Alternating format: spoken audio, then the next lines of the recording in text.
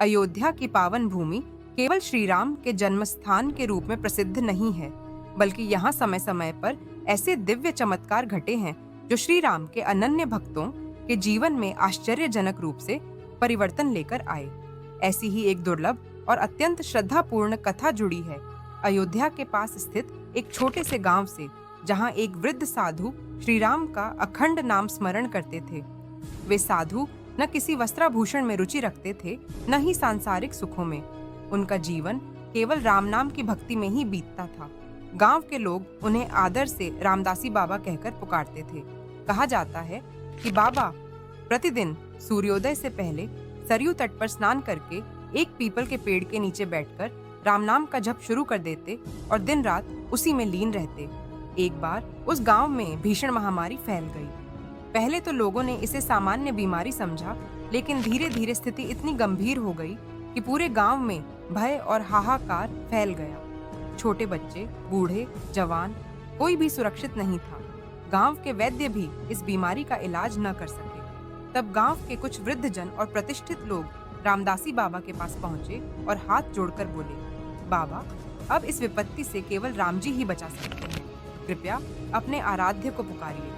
बाबा ने आंखें मूंद ली और गहन ध्यान में चले गए। कुछ देर बाद उन्होंने आंखें खोली और बोले, यदि तुम सब श्रद्धा से राम नाम जपोगे और हम सभी मिलकर एक यज्ञ करेंगे तो प्रभु अवश्य कृपा करेंगे। फिर पूरे गांव में एक पुकार लगी, जय श्री राम, और लोग एकजुट होकर यज्ञ की तैयारियों में लग गए। गांव के बाहर एक पुराने वट वृक्ष के नीचे यज्ञ का मंडप बनाया गया।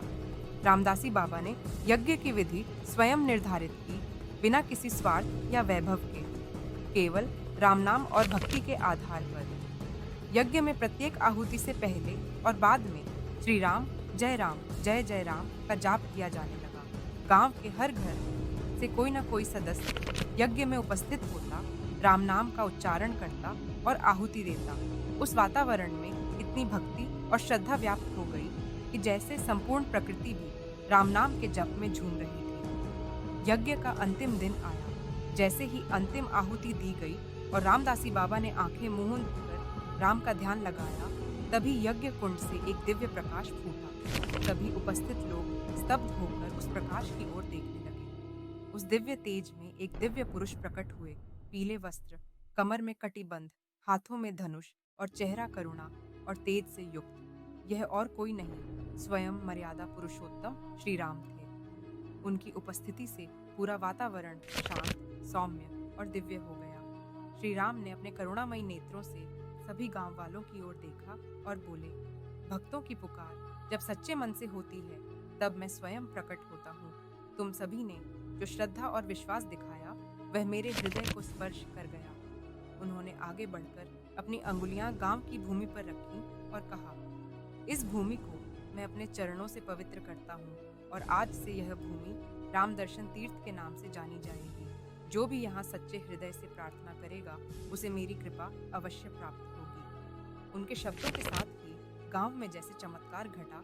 जो लोग बीमार थे वे स्वस्थ हो गए, पीड़ितों की पीड़ा समाप्त हो गई, खेतों में हरियाली लौट आई, पशु पक्षी फिर से चहचहाने लगे। लोग श्री राम की इस कृपा को देखकर भाव विभोर हो गए। सभी ने उनके चरणों में नतमस्तक होकर राम नाम का गुणगान किया। उस क्षण को गांव वालों ने जीवन भर के लिए अपने हृदय में संजो लिया। रामदासी बाबा की आंखों से अश्रुधारा बह निकली। उन्होंने श्री राम से कहा, प्रभु, आपने मेरी तपस्या सफल कर दी, अब मेरा जीवन धन्य हो गया।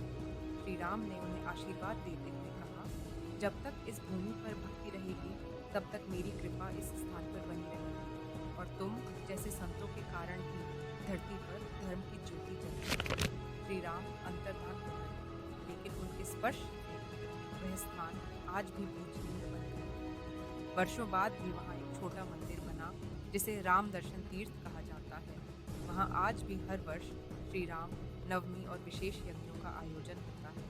भक्त दूर दूर से वहाँ आते हैं और मानते हैं कि यदि सच्चे मन से यहाँ राम का नाम दिया जाए तो हर संकट दूर हो सकता है। यह घटना हमें यह सिखाती है कि भगवान राम केवल एक ऐतिहासिक या धार्मिक चरित्र नहीं है, बल्कि वे भक्तों के प्रति सजीव संवेदना रखने वाले ईश्वर हैं। जब कोई मनुष्य सच्चे हृदय से उन्हें पुकारता है, तो वे समय, स्थान और परिस्थिति की सीमाओं को लांघकर उसकी सहायता के लिए प्रकट हो जाते हैं। उनका प्रेम, करुणा और कृपा असीम है।